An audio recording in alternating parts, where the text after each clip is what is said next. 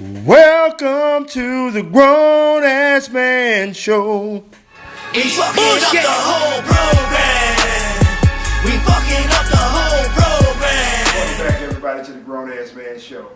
I'm here with Nick, Josh, and Olivier. And we're discussing, we're going to give him the rundown. So, Nick, it's on you. So where are you from originally? So I'm originally from Montreal, Quebec, Canada. Homegrown, French my first language, and basically started into the wine industry when I was 16, washing dishes and learning about wine. Did that for most of my life, and then basically started working on cruise ships, traveling around the world. Some of those things in your early, you said you quit school when you were 14? Yeah, so I quit school when I was 14. School was just not for me. Can you do that in Canada? Yeah.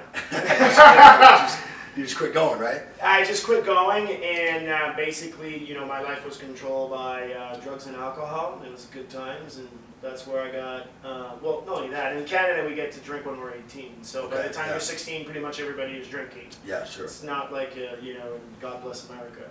What kind of cruise ships? Which cruise ships you work? So I was working for Homeland America. I used to do the Caribbean, the Panama Canal crossing, Alaska, the Mexican Riviera, back and forth. The 2 contracts of that. When you were like 18? No, when I was like 26. So Before you were married? Before I was married, it was awful times. I did that for a year, and then I met a guy on the cruise ship. We got into an argument. I told him to go fuck himself. He offered me a job, and then basically that's how I came to Vegas. Wow. And then got married on the 3rd date. Was going to get deported, and been happily married for 9 years, and now worked in a wholesaler selling the fine wines in Vegas for 5 years, and after 5 years I kind of had it with the playing golf, ass-kissing politics, corporation deal. And I saw the craft boom coming. I was like, all right, this is it. It's, if Tito made it, then I'm going to get in there. Right, of course. So I said, all right, fuck it. I'm packing my shit, my kids, my family, and I'm moving to Portland. And actually, we packed the truck. We didn't even have a place.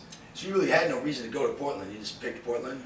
We had went once, and there was, everybody, there was so many distilleries there, and I was like, all right, there's a community there, I could probably learn some things, and I found out pretty quick that, no, we're not sharing anything, but, I'd already moved my family and everything, so I was like, all right. So I rented a garage on 42nd and Killingsworth, and then I got my DSP in there. And I started making vodka. That was my original project, and then soon I saw that rum was going to be it, and everybody told me, like, where are you going to make rum? And I was like, well, I don't have any money to make bourbon. I don't own a still, since I buy the raw spirits and I process it and I package it, and we don't need more flavored vodka. So I was like, all right, not going to do that. And I thought, when I looked at the rum market, there's really one player, and he's not good. Yeah. And I was like, I think there's a real market there for that. Absolutely. And then, so it took me 5 years to bring this to market. And how'd you come up with the name? So, with the name. Yeah, so basically I walk every night and I would listen to podcasts, and I was looking for a name. And the 3 names that I came up with, my lawyer that takes care of all my trademark was like, we're going to get sued if we use those. And I walk by a church and it says, come worship on Sunday. And I was like, fuck, worship, that works, man. Yeah. Like worship. I got it. Yeah, so that's what I got from it, right? Yeah, so worship. And the funny part is, since I used to work on cruise ship, my nickname at my job was Boat Boy, which I didn't put together until about 3 weeks ago, where my nickname was Boat Boy in Vegas, and worship came along, and now it's kind of awkward, but no, it's neat. That's awesome, man. So I have a question. It's kind of a little long. So you spent a lot of time in Mexico? French, so Mexican Riviera, so basically Acapulco and so on, so up and down. Okay, because I've got a question that's been burned in my brain, and I just want to know: is the donkey show real? Is the what? The donkey show. If you got cash out there, anything can happen. Yeah, I'm just wondering because every time I go to Mexico, something always happens right before we get to the donkey show. I don't even want to see the donkey show. I just want to ask the woman, at what point in your life Did this go horribly wrong? did this go horribly wrong? And you like, I'm not giving you guys any. Me and this donkey is spending quality time together. Just like right now in the show. We're Oh, horribly wrong. Yeah, you know, it's so funny. It's so funny because this always goes off on this tangent, and sometimes it's me, usually it's Dalen. But earlier we were actually talking about wine regions and varietals. No, I'm and just we were asking. actually classing this motherfucker up, and we had a glimmer of hope for one episode to just do it right, and we were gonna talk about some classy things, So and then it just with gets Thanksgiving brought up by coming up that. at your house, what do you like to make for your family? So basically, we don't do turkey in our house. We basically do beef Wellington, and we usually have sweet wines with it. You know, my wife being Filipino, I'm surrounded by rice all day, so the Asian invasion. And they drink sweet wines, so beef Wellington is usually the winner.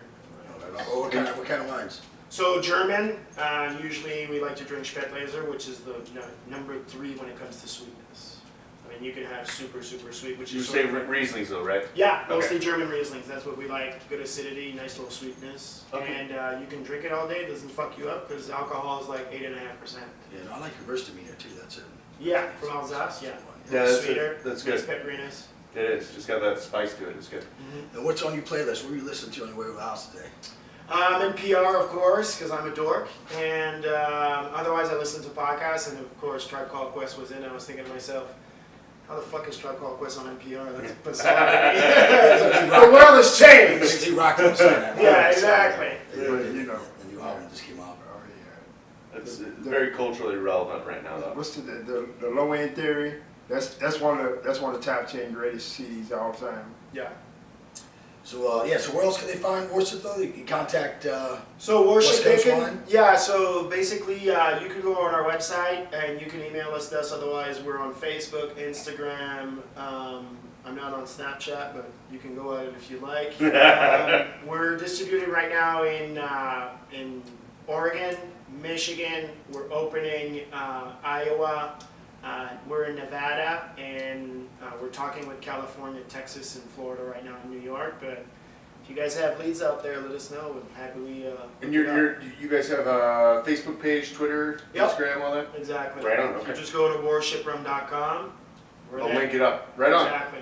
Right Well, hey, thank you for sharing. We really appreciate Thank it. you. That was That's Thanks awesome. for having me. Yeah, absolutely. That's amazing. You know what? Yeah, that's. And sharing this too. Yeah, It's thank amazing. you. Yeah. I'm having. Cheers. I'm having the caramel. Cheers.